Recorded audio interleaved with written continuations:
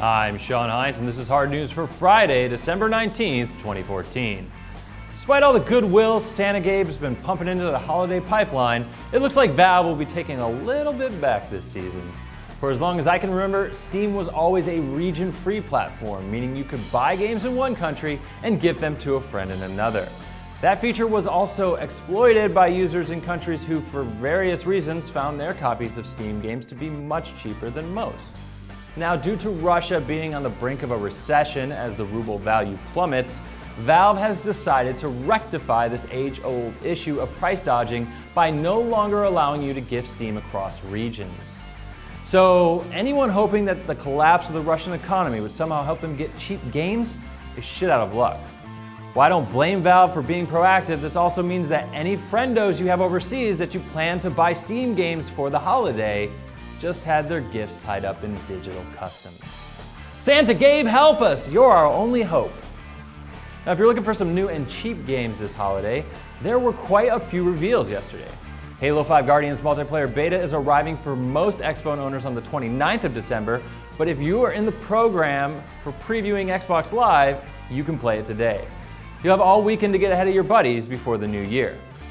Nintendo revealed that Duck Hunt would arrive on the eShop Christmas Day, so dust off that Wiimote and show that dog what you're made of. Half-Brick is so excited about the holiday season that you can scoop up their entire catalog on iOS for free. I've always felt they've made some of the best mobile games around, so consider picking up Jetpack Joyride, Fish Out of Water, and Colossatron. Oh, and Fruit Ninja, but I just figure everyone owns that by now. And there's just one more game starring Devolver Digital CFO Fork Parker that launched yesterday. He's gonna try and cut you a deal in Fork Parker's Holiday Profit Hike, a vertical side-scroller a la Ice Climbers released on Steam for free. It's short, but it has a pretty high replay value. Merry Christmas!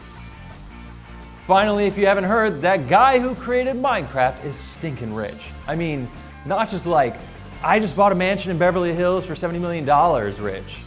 Why is this newsworthy? Well, he set a record for the most expensive property purchase in an area known for expensive property, and he did so by winning a bid against music tycoons Jay-Z and Beyonce. Boom! Video games. Quick tour of the property shows just how rich he is, like the panoramic glass wall overlooking downtown Los Angeles and Notch's new infinity pool. Or how about the many specialized rooms like a wine cellar, movie theater, candy room, and a vodka bar. Oh, and let's not forget, it's fully furnished with Bentley pillows, a replica James Dean motorcycle, and a light machine gun dipped in chrome. Can't help but feel like I should have gone into game development. Now, our comment of the day comes from many of you in the G1 Nation looking for direction now that the show has ended. Before you go to some other channel, here's my 2 cents. I came to ScrewAttack in 2011 to help build a larger news presence on the .com. While we were quite successful for a while, we came to the realization that news was a tough racket. So as times changed, we began to focus more and more on videos. I helped bring back SGC, I became the company-wide event planner, and even had my own show called Nerdtastic, at least for a little while. When I took over Hard News last November, it was only to be a temporary solution, but in the past year, I've shot over 250 episodes and accumulated around 8.5 million views.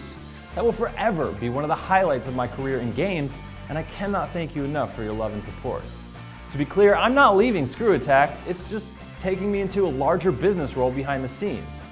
If you want to continue supporting me though, you can follow me on Twitter, Instagram, Facebook, and Vine. You can subscribe to me on YouTube, where in 2015 I might be doing some new stuff on my own time.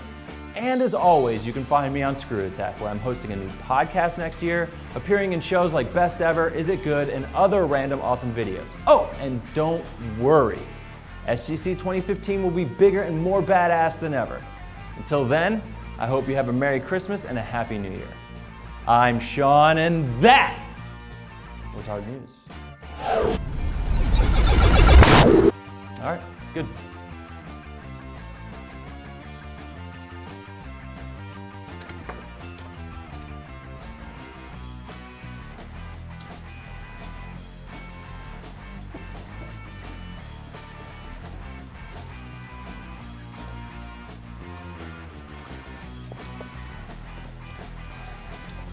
Boom.